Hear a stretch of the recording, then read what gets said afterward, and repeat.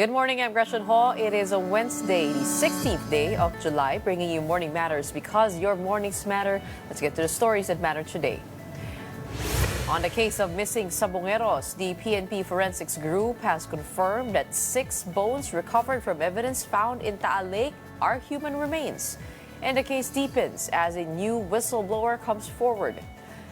Palace Press Officer Claire Castro denied First Lady Marcos's involvement in the death of Juan Paulo Tantoco, branding the police report mentioning her as fake. And the Commission on Human Rights has raised alarm over reports of babies being sold online, with some infants allegedly priced at 90,000 pesos. Welcome to our program, Morning Matters, where we talk about the issues you need to know for the rest of your day. Now, first on the agenda. Human bones have been confirmed among the sacks recovered from Taal Lake, and authorities are now racing against time to extract DNA and find a match. Here is the report. 6 out of over 90 bone samples recovered from Taal Lake were found to be of human origin. This was discovered by the PNP Forensic Group based on the morphology, or the physical appearance and structure, of the bones. However, the samples still need to undergo further analysis to determine if DNA can be extracted, a process that may take up to a week. Hindi po kami nagbibigay po ng false hope sa kanila na saying na madali to, mabilis to. May katagalan po nababad, so may changes na sa bones, kaya nagkahalo-halo pa nga po eh. Once DNA extraction is completed, the bones will then undergo paternity testing or cross-matching with DNA from relatives of the missing cockfighting enthusiasts. This process will also take about a week. So far po, yung dun sa mga kamag-anak na pinasa sa amin, we already have 18 po na samples ng mga kamag-anak po for possible matching po. I wouldn't discount the possibility na makakuha. I wouldn't also discount the possibility na hindi kami makakuha. The remotely operated vehicle, or ROV, was deployed on Tuesday, the 5th day of search operations for the missing cockfighters at Taal Lake. So far, the ROV has only been used at the surface level of the water. Another personality has come forward with his account in the case of the missing sabungeros. The so-called witness, a local official from Laguna, admitted to serving as a master agent in cockfight operations in Calamba. Mobile journalist Merimon Reyes has the report. Arvin Mangiat is an elected councilor in Calamba, Laguna. But he's far from a very comfortable or fulfilled position now that he believes his life is in danger. In an interview with News 5, Mangiat admitted to serving as a master agent in cockfight operations in Calamba. As master agent, he acts as a middleman among online platforms and individual bettors, recruits players, processes bets, and manages payouts. Mangiat says he's actually a good friend of businessman Atong Ang and Manila Arena's head of security, Julie Dondon Patidongan, who we now know as alias Totoy, the whistleblower in the case of the missing sabungeros. But everything changed when a cockfight enthusiast attempted to escape AA Cobra Farm in Santa Cruz, Laguna back in June 2021. The said personality supposedly asked Mangiat's help to help mend ties with Ang and to clear his name. That's the beginning of the end of Mangiat's relationship with the gambling industry tycoon. So sabi ko doon sa friend ko na malapit din kay Mr. Atong Ang na tulungan namin. Kaya naging suggestion naman niya, pag nilapit natin yan, baka maging suspect pa tayo. Tayo pa pagsuspecha na nagpipinance tayo dyan. Just weeks after he hid the sabungero, Mangiat claims to have been subjected to an ambush while aboard an SUV. He sustained 80 gunshot wounds all over his body, but miraculously survived. Solo lang ako doon sa sakyan ko kung magmamaneho. So may humarang sa akin na 2 Fortuner, tsaka may 2 motor silang kasama. Yun, sabay-sabay silang namumutok. So sa pagkakatanda ko, 6 yung namumutok sa akin na puro mga naka-Bushmaster. Kaya estimate ko nasa kulang-kulang 200 na bala yung ginamit nila sa akin.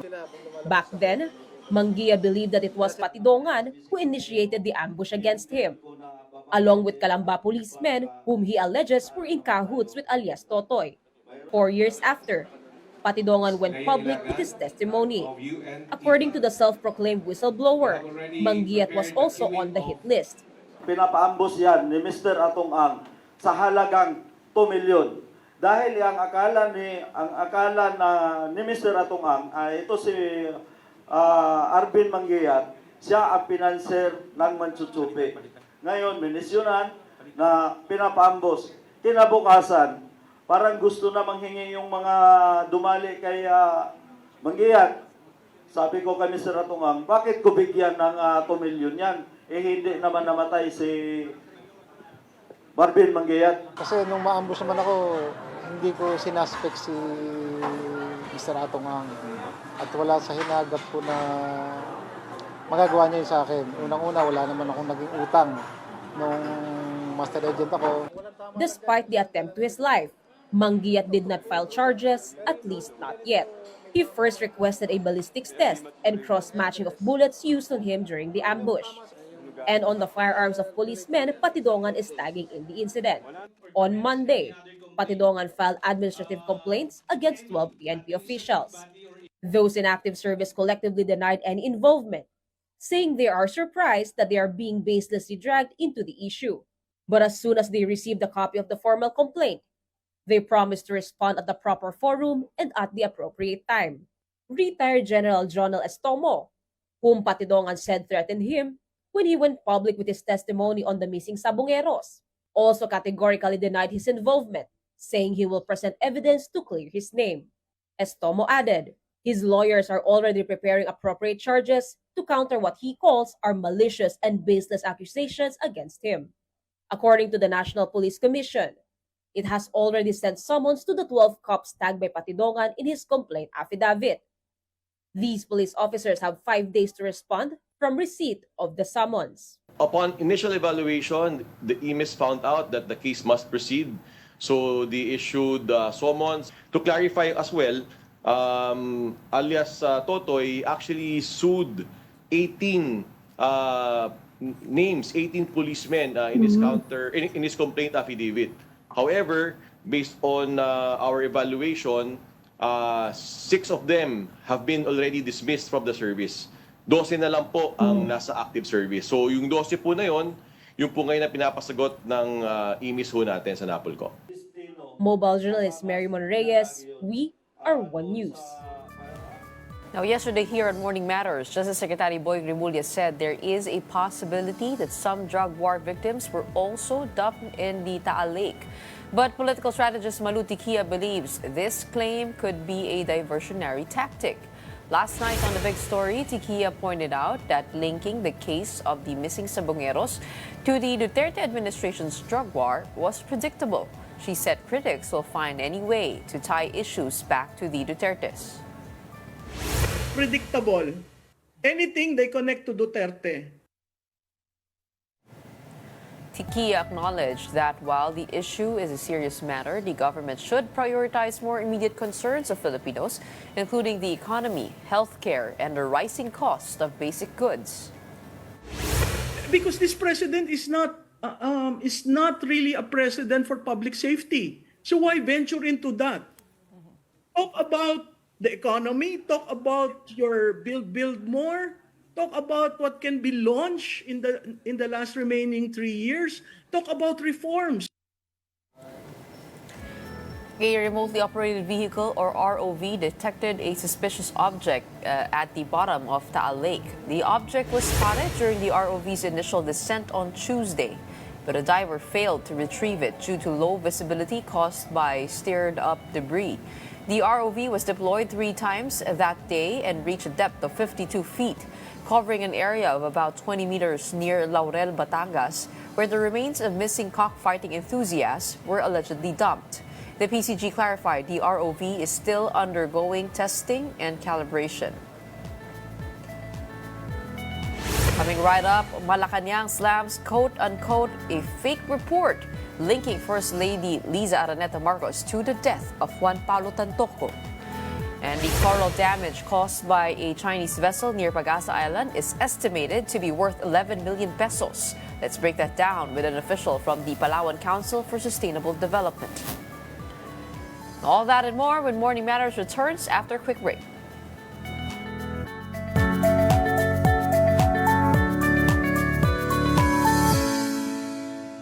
Welcome back. You're still watching Morning Matters here on One News. A new resolution seeking to amend parts of the 1987 Constitution has been filed in the House of Representatives.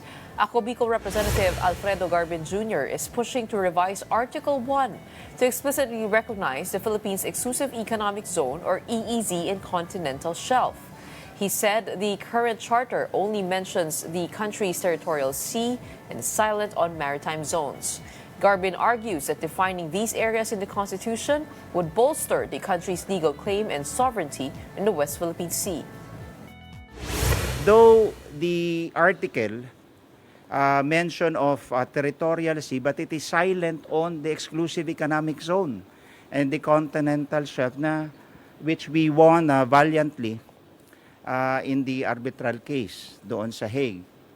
And though it also speaks of all other territories over which the Philippines has sovereignty or jurisdiction, which might arguably include the exclusive economic zone. But in my humble view, it is much better that we should expressly incorporate the exclusive economic zone sa ating saligang batas.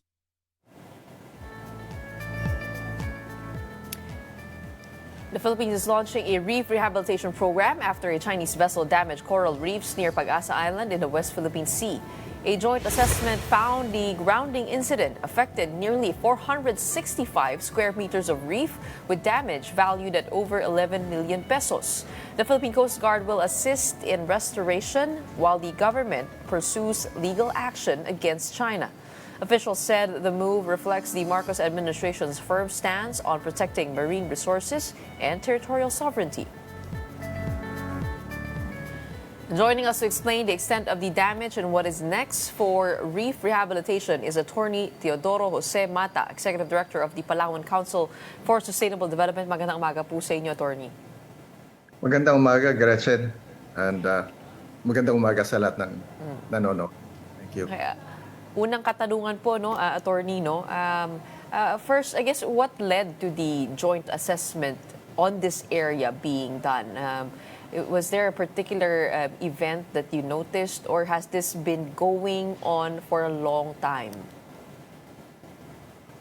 Well, we have been taking stock of all our natural resources in the Kalayaan Island Group for quite some time now. We have been doing this with the Philippine Coast Guard, the Philippine Navy, and the Bureau of Fisheries and Aquatic Resources. And we've been having support also from the DENR. So this has been a continuous program for us to actually inventory all our natural resources in the West Philippine Sea. Mm-hmm. And based on your team's assessment, how serious is the damage caused to the coral reefs off Pag-asa Island? It's quite extensive. And even up to now, there is a danger for more damage to be caused because the apparatus that was actually dragged into the coral reef is still there and is covering around more than 300 square meters of corals. And ito nga po, nakikita po natin yung parang white na parang lona, no? Yan po yung parachute anchor daw po yan. Tama po ba? Yes, it's a parachute anchor. It's usually used when the traditional anchors on ships cannot reach the bottom or you want to minimize the drift of a certain vessel. In this case, it actually ran aground. The parachute was the one that ran aground and was dragged by the ship. And that's why it caused damage to a large extent. Oh, okay. And then this was because there was bad weather, right? And a Chinese ship had to dock somewhere near around that area. Is that correct?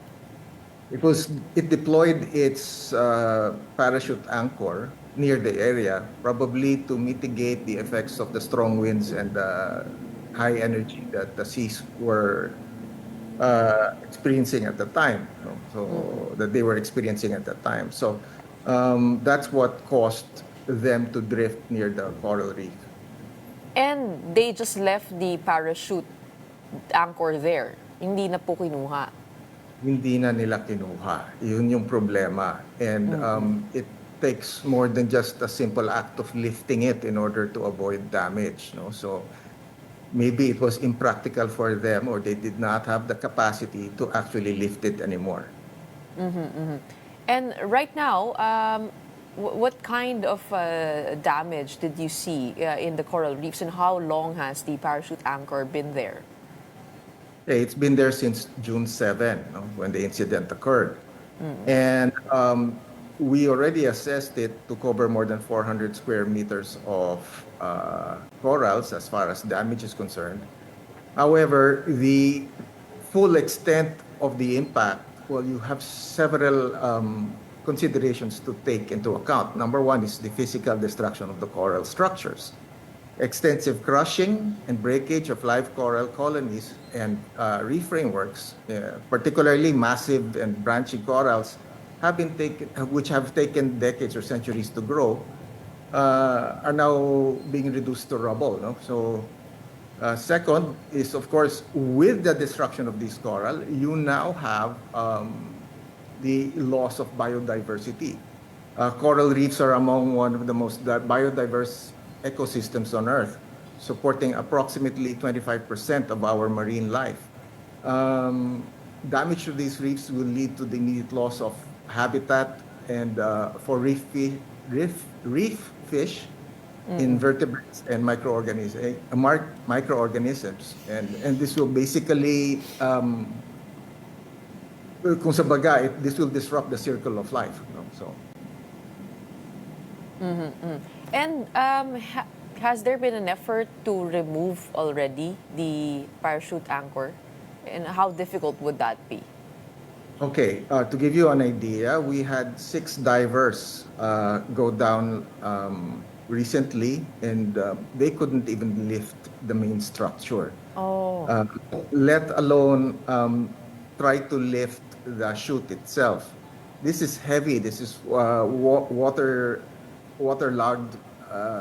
This is a waterlogged high density fabric.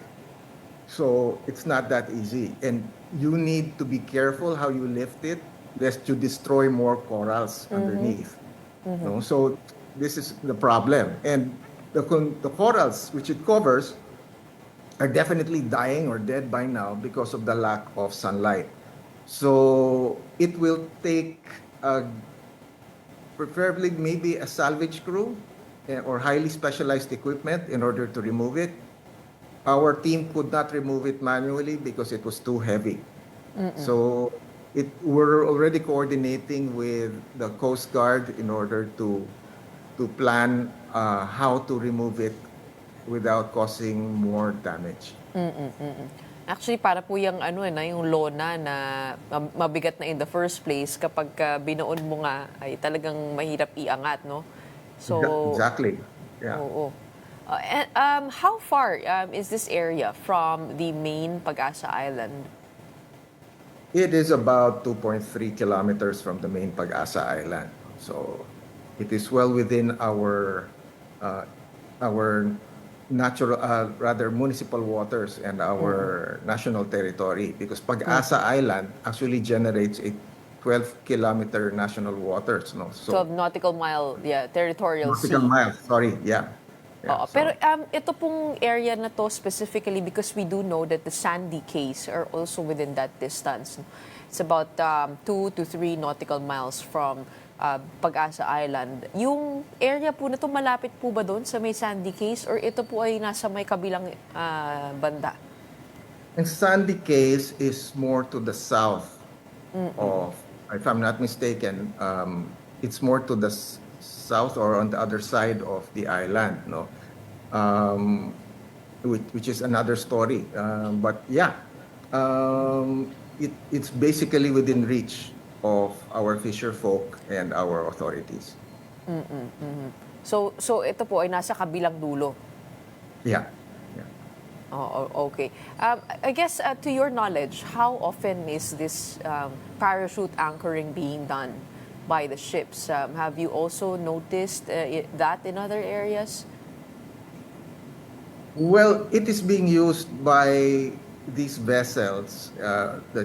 The Coast Guard has already observed it, and when we do our own maritime surveillance, because we monitor the pollution caused by these vessels and that park or stack up in our jurisdiction, and they are often employed. So if you have 10 ships or 5 ships stacked up, usually one of them actually deploy a parachute anchor.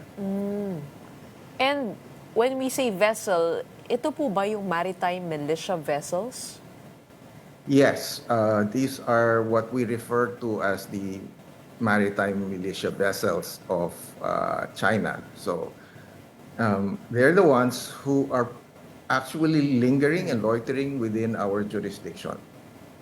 Actually, nakapunta na po ako dyan sa may Pag-asa Island at nakita ko nga po yung dami ng maritime militia vessels. They are, a huge in number compared to the Chinese Coast Guard ships and the Chinese Navy ships. Sila po talaga yung parang, sabi nga nila, maaaring ginagamit to do blocking moves and to establish some sort of presence in the area, which makes me wonder if the damage also caused by the Sandy case, which was the subject of a maritime exploration, could have been caused by the activity of those maritime militia ships.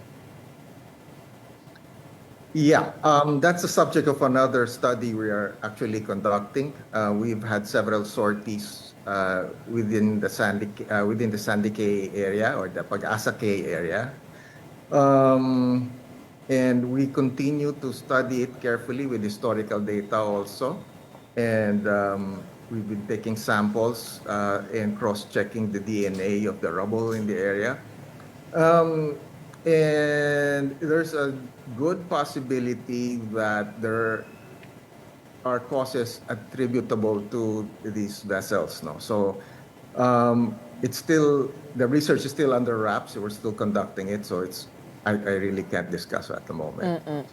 Pero meron na po bang, at least with what you can share with us, meron na po bang parang findings when it comes to the corals discovered on top of the Sandy Cay and the corals underneath? Matching po ba yun? Because the other allegation here is that they could have been dumping the dead corals there to beef up their claim over the Sandy case para ito po ay manatili na isang island. We have access to certain data right now and we are conducting the research still. But there are indicators that somehow reveal a story that there has been deliberate placing of certain debris in certain areas. And not only in the Pag-asa case, we're also looking at other reefs. So this is still under investigation. Oo. Yun nga, saan po kaya pwedeng manggaling yun, ano? Actually, Gretchen, ang mahirap kasi dyan is it's highly improbable that a DNA from a certain area be scattered over 6 or 7 different areas. So these are rubble. And when you collect and you analyze their DNA, they come from one area. So usually, sea debris does not travel that far. There's only a certain pattern that they go to or they follow. So we're still studying that. So yung po yung pattern na nakikita natin kasi parang nanggagaling lang sa isang lugar. Yes. Yes. Okay. Very interesting. That's not yet final or conclusive. We're still working on it. So. Okay. When it comes to the amount of the damages that the Philippine government is asking from China, you have pegged it at 11.1 million pesos. How were you able to come up with that number? Okay, we're actually using similar valuation that we use for Tubataha Reefs. No? So, and Tubataha Reefs is overdue for revaluation.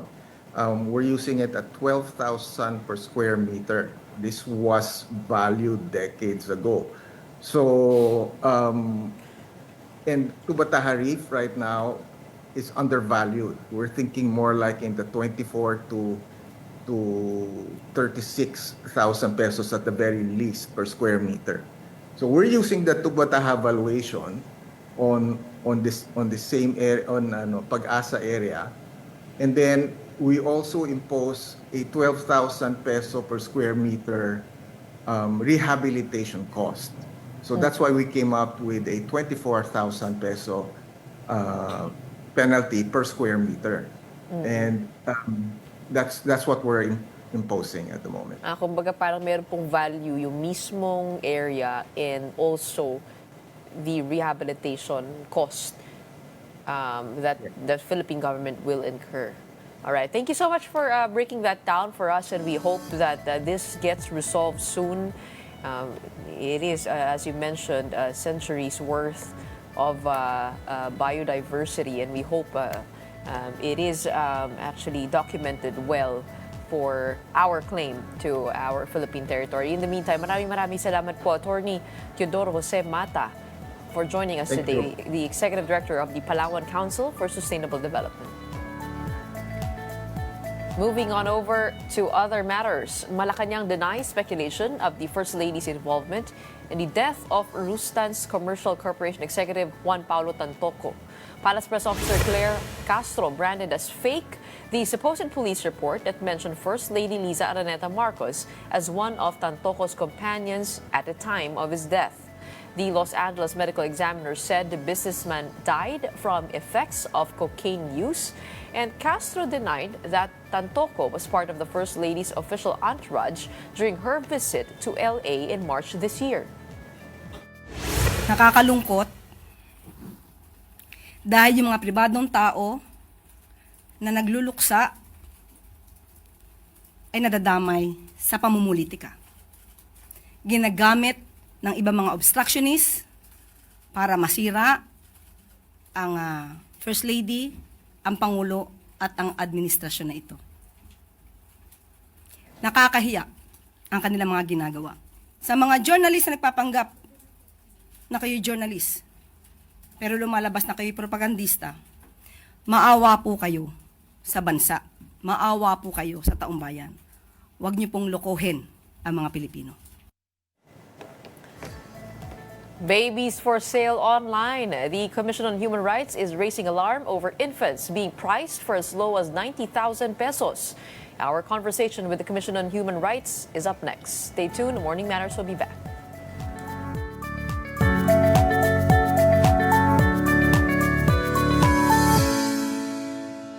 Good morning, I'm Gretchen Ho, and here on Morning Matters, we talk about the most pressing issues and give you the context behind the headlines.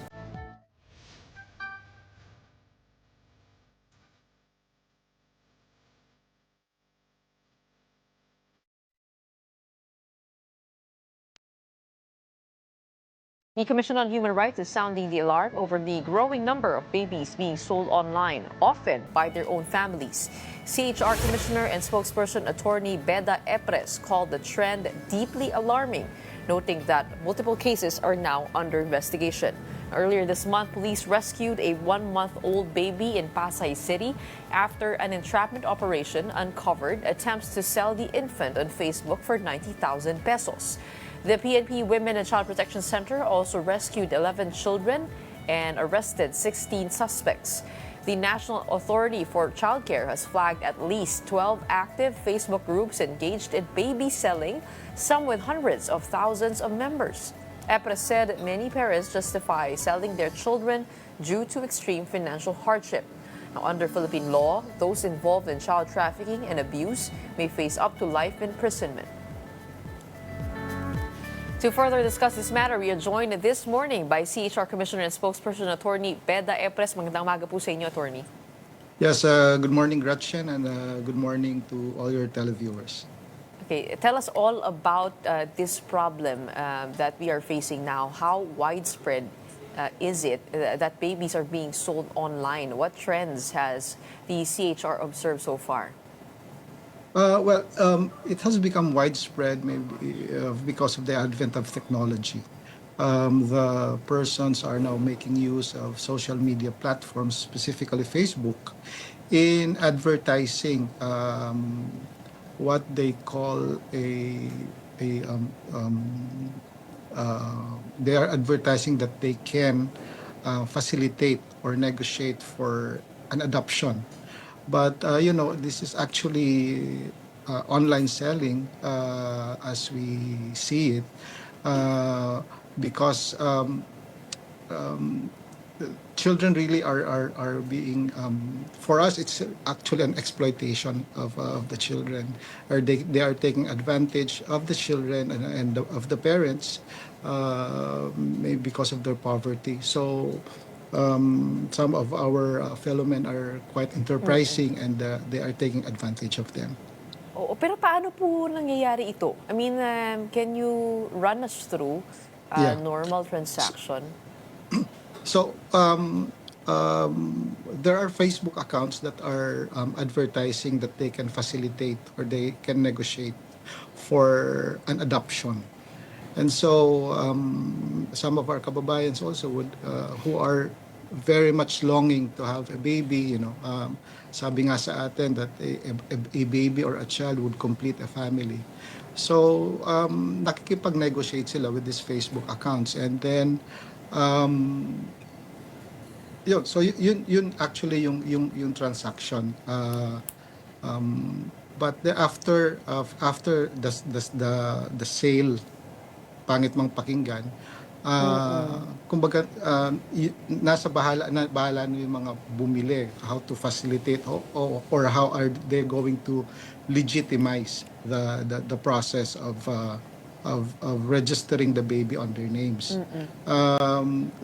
There are already laws which streamline the process of adoption, kaya hindi naman na po kailangang mag-resort pa into going through these Facebook accounts and transacting with these individuals, dahil meron naman pong batas na bago, Republic Act 11642, which has streamlined the process of adoption. Kung dati po the process of adoption is a judicial process, now it's an administrative process, and it is being undertaken by the National Authority for Child Care. So mabilis na po yung proseso. Kaya ang panawagan namin is wag pong mag-resort sa ganitong proseso, because babies can never be, or individuals, humans can never be a subject of sale. They cannot be considered as a commodity.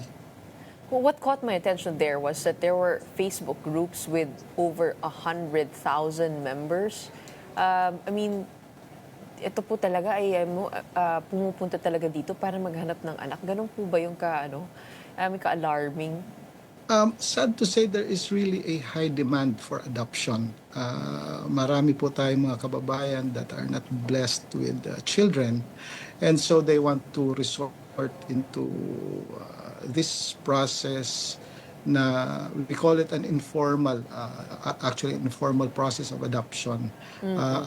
They don't want to go through the tedious process. Baka lang po kasi hindi pa nila alam that the process of adoption is no longer a court proceedings. It's already an administrative process. So wala na pong, hindi na po tayo kailangan pumunta sa courts and to file for a petition for adoption. Maybe there's just a need to inform our fellow men that there is already a new law which streamlines the process of adoption. Kaya hindi na po kailangan mag-resort dito sa pagpunta sa mga Facebook accounts na ito. Okay. There was an amount mentioned in the report was 90,000 pesos. Is that the low end of the price range for these babies? Based on our monitoring, the price would range from 70 to 90 depending on the person na gustong bumili. Maybe they are also assessing the financial capability of the person, or the eagerness of that person to have a baby of their own. So hindi po fixed yung price na monitor namin. But again, pangit pong pag-usapan kasi yung presyo, kasi ang sabi ko nga po is that yung mga bata ay hindi dapat maging subject matter ng sale. So dapat Correct. Yes. Right, but it is already happening before our eyes, no? Tapos paano po yun? May mga photos po sila na pinopost? Kasi usually, di ba, parang when we sell, I mean, ayaw naman natin ilinya sa ganun, pero sa Facebook, when we see, kung nga nagbebenta po ng sasakyan, may mga detalye po yan, maraming mga litrato. I mean, ganun din po ba yung way na binibenta itong mga babies na ito online?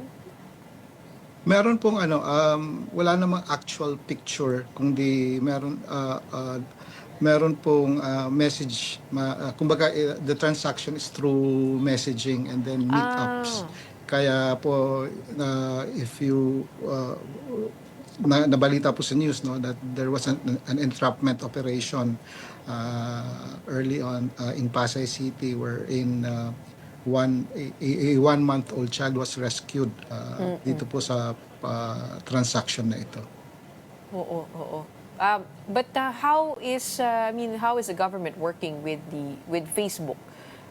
Pagka may photo na take down po ba? Alam po natin may mga sensitivities yan eh.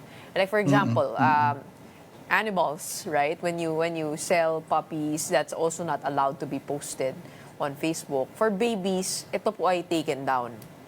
Yes, definitely. The National Authority for Child Care is closely working with our DICT. Katulong po nila yung DICT doon, and I believe right now they are monitoring 23 Facebook pages suspected of engaging into online selling of babies. And these 23 Facebook pages, how do they act? Do they act as the parents who sell babies, or do they act as agents to those who want to sell their babies? They act, ma'am, as agents. No? They are the ones who are advertising that they could facilitate the negotiation of the adoption. So may may cut pa yun, dun sa 70 to 90,000. Well, definitely po, because again, as I've mentioned earlier, they are taking advantage of the situation of the poverty maybe of the parents. Kaya ganun po yung nangyayari. But wala naman pong pamilya, no, who is making this a business. Wala pa kayo na monitor na gano'n, o meron na po? Business, kung business in the sense na every time pong manganganak sila, they would have their babies for sale, wala naman po. On the part of the parents, we are actually nakikidumama rin po kami sa kanila, because some of the parents we have interviewed, ang sinasabi nila, it's really because of poverty, and they are hoping na yung parents na mapupuntahan ng kanilang anak would give them, their children or the child, a better future, mas magandang kabuhayan kaysa doon sa pwedeng maibigay ng natural parents. And that's the reason why pumapayag sila to have their babies adopted. Okay. With those that you were able to catch in the entrapment operations, ano po yung mga kinaso po dito sa kanila? What are the violation of? Based po doon sa aming coordination with the Philippine National Police, particularly the Women and Child Protection Center, they were able to apprehend 16 perpetrators, and charges were filed against them for a violation of Republic Act 7610, specifically on child trafficking. So far, isa pa lang po ang na-convict, and the others they're still ongoing po yung trial against these perpetrators. Ito po ay makakaso laban sa mga nagbebenta ng kanilang anak, or laban sa bumibili, or dun sa ahente? Sino po ang makakasuhan dito? If we're going to look at it as well, definitely, ma'am, it's the person who was who facilitated the sale. Kaya nga po nire-rescue po natin yung mga bata. On the part of the parents, tinitingnan namin kailangan ba silang makasuhan pa, because first is ang nag-udyok sa kanila is poverty, and if alam niyo po, tinitingnan din namin na if ever they'll be found guilty, makukulong sila, who take good care of the children. Tinitingnan po rin po namin yung aspeto na yon, and isa rin po sa tinitingnan namin is that was there a deception or on the part of the so-called agent na nagpa-facilitate nito. Baka naman po kasi on the part of the agent, ang sinasabi sa magulang that we can help you facilitate the adoption, pero minsan blind din po sila doon sa ang procedure na pala is pagbebenta and kumikita yung agent as a result of the posting of this online selling. So yun po yung mga tinitingnan din namin. So it's not conclusive yet. We're still researching on the data Yes, that ma'am. actually Opo.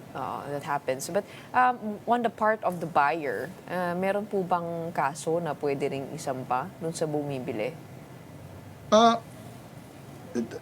That is a clear case of child trafficking kasi sila po yung nag-benefit. So it's actually a very complicated case because some of the alleged buyer ang sinasabi nila lumapit kami doon and with a clean intention of adopting the baby. So it's just the procedure, ma'am, na dinaanan nila ang medyo illegal because again, there is already a law which streamlines the process of adoption. Kaya hindi na kailangan pang dumaan dito sa or makipag-transact dito sa mga Facebook accounts na yon na purporting to facilitate negotiations for adoption, pero actually they are actually selling it. So it's actually, ma'am, the agent ang So tinitingnan namin you are na considering mas may culpability. Yes. the purchaser and the seller as victims of these agents. Ganon po ang pagtingin niyo dito. If ako, this is just my personal opinion, if the seller if the buyer is faithfully believe that their intention really is to have to undergo the process of adoption, hindi lang po nila alam kung paano or sino ang pwede nilang lapitan for the adoption. I think wala pa akong nakikitang criminal liability. But if the purpose of buying the baby is for purposes of exploitation, then I think there is already a violation on the part of the buyer. Okay. I guess, gaya po na sabi ninyo, no, there is still a huge lack of awareness over our adoption laws and how they have changed from being a court procedure to now being an administrative procedure. Can you run us down through that procedure for those who want to adopt kids? Yes. Where should they go? How should they find their options? Paano po yun? Yes. So the adoption now under Republic Act 11642 is being undertaken by the National Authority for Child Care. Pwede pong pumunta ang individuals who wants to adopt doon sa office nila or with the regional offices of NACC. Meron po silang mga bata doon and what's necessary is that these children must have a certificate declaring that they are legally available for adoption. So the application will be submitted with the regional office. Then magkakaroon po ito ng home study report. The social worker will look into the applicant's capability of taking care of a child, his financial capability, the background, and the readiness to have a child. Then nagkakaroon po ito ng matching whether the child is suitable para po doon sa kanyang magiging bagong family. And after that, magkakaroon po ng supervised trial custody. Papatirahin po yung bata doon sa magiging future parent niya at least for 6 months. Titingnan kung magiging okay po yung magiging samahan nila. And after that, magkakaroon ng petition for review. Titingnan if after going all this procedure, capable na nga ba talaga yung parent to take good care of the child. And then the NACC will now issue an order of adoption, and after that a new birth certificate shall be issued reflecting now that the adopter is really the parent of the adopted child now. I guess another thing that could be a deterrent here would be if the parents who purchase babies would, encounter some hurdles getting the official documents, right? Like kapag nakita po na track po natin na hindi sa tamang proseso, maaari nating ma-flag. Tell us all about that. I mean, how do these babies who are purchased, how do they get their birth certificates? Marami po ba tayong loopholes? Madali lang po ba yun? It has been practiced, ma'am, decades ago siguro yung tinatawag. It's actually illegal because there is actually a law punishing this. Yung tinatawag po nating simulation of birth. Nung unang panahon po, ang ginagawa ng mga gustong magkaroon ng anak is that they would talk to their relatives.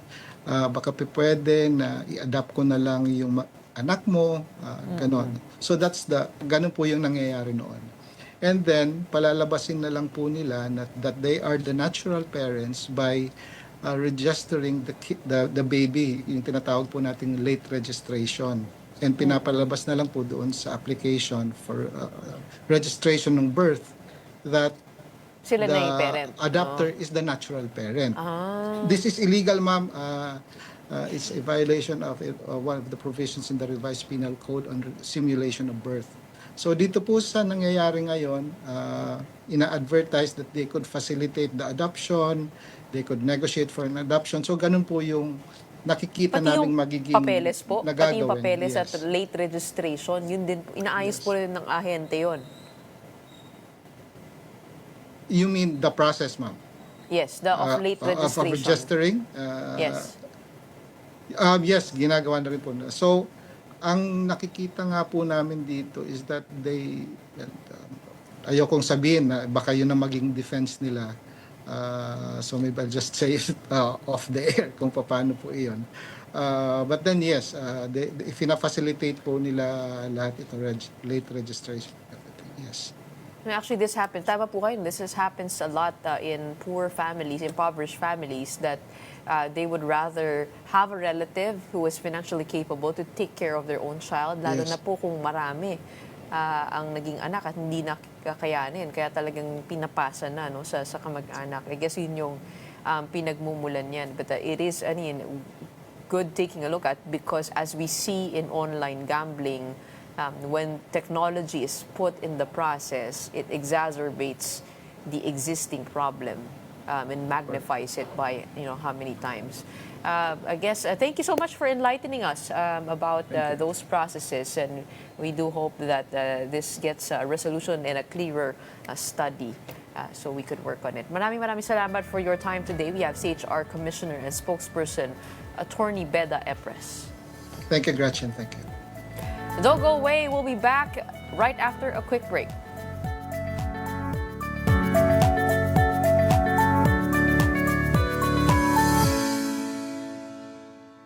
Welcome back to Still Watching Morning Matters here on One News.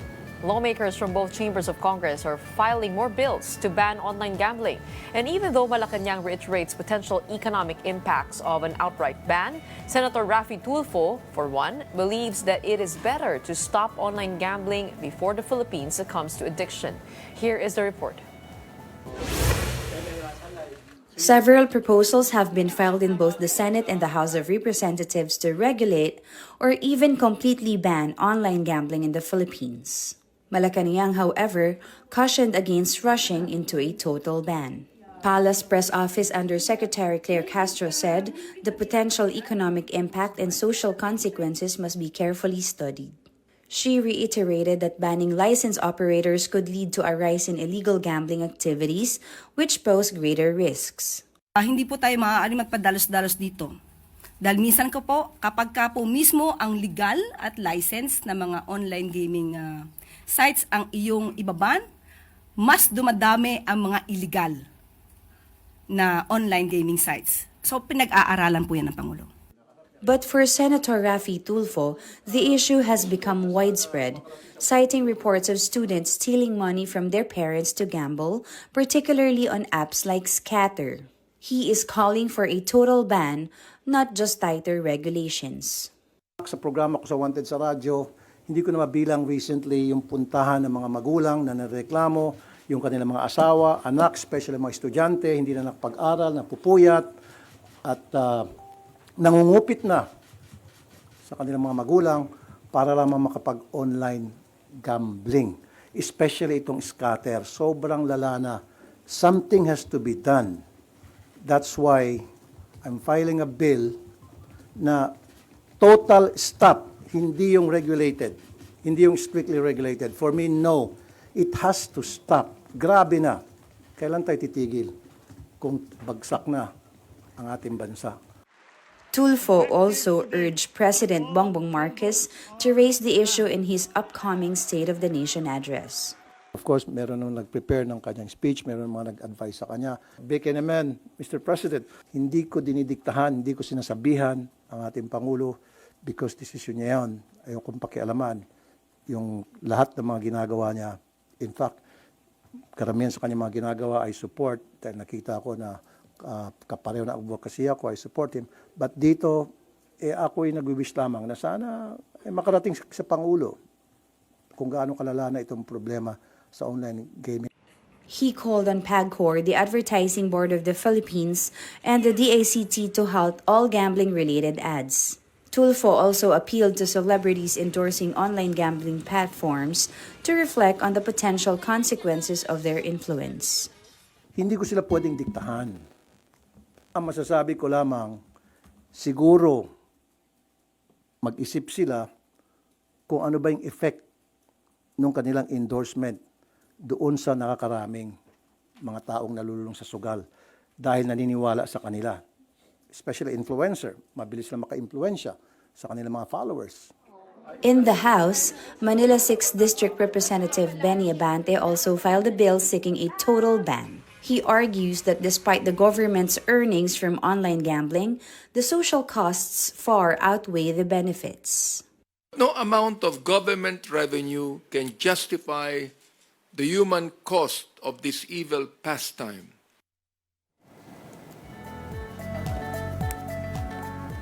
Agents from the NBI and PAOK have raided an online lending office in Pasig City following thousands of complaints of harassment and threats against clients who failed to repay loans.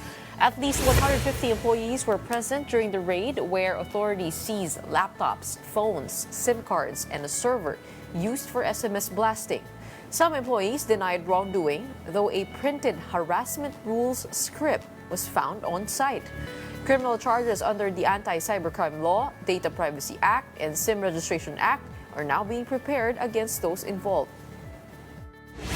In every month, nasa 156,000 ang mga nabibiktima ng OLA. 2 weeks ago, may report sa amin na may nagpakamatay na naman. Dahil nga sa kahihiyan. Kasi ang labanan kasi dito, pag nangutang ka sa mga ganitong online lending, isinusurrender mo yung iyong contacts, sinusurrender mo yung mga pictures mo, kasama na rin yung pictures mo dun sa Facebook account mo or other account mo. So, na-access nila yon. Ngayon, pag hindi ka nagbabayad, minsan padadala nila yung picture ng anak mo, ganda pala ng anak mo, o ito pala yung bahay mo, siguro sarap sunugin yan. May mga ganun pananakot. Bukod sa napakataas na ng interest, ay kung makapaningil pa kung murahin, kung takutin ang ating mga kababayan. So, nakita namin ni Sir na merong talagang namumuno na foreigner. And that wraps up today's episode of Morning Matters. We hope we've given you the right start to your morning. Let's go ahead and make the day matter. My name is Gretchen Ho. We're One News, all sides, all the time.